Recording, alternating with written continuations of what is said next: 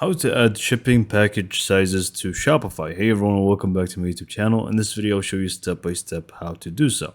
By default, Shopify is going to only give you one shipping package size, but you can feel free to actually customize this and create custom ones in order to be more efficient with the sizes of the packages. So it really just depends on the type of products that you are going to be basically selling. So let's just go ahead and get to it. First, just log into your Shopify admin and go to the settings tab here on the bottom left. Click on that. And then you should be able to find shipping and delivery. Simply click on it and you're going to be able to find packages.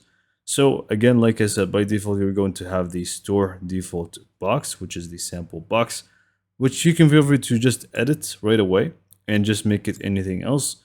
And on top of that, you can feel free to start adding your own custom packages. So we can just click on add package here, for example, and we're going to find three different package types: box, envelope, and soft package, which is going to be more like a bag or tear resisting bag actually. So these are going to have their own respective dimensions that you will need to add: length, width, height.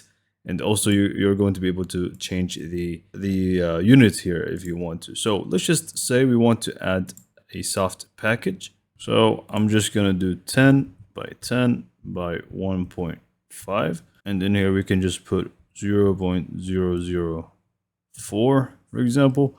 And we can just go ahead and give it a name. So this package name is just going to be for your own convenience, so you can be able to organize them and track them better. And once you're happy with it, simply click on add package and you should be good to go. This is going to be one part here for your package. This is going to be the store default, and you're just going to be able to add another one as well. So this is the box that I went with. I named it gift box.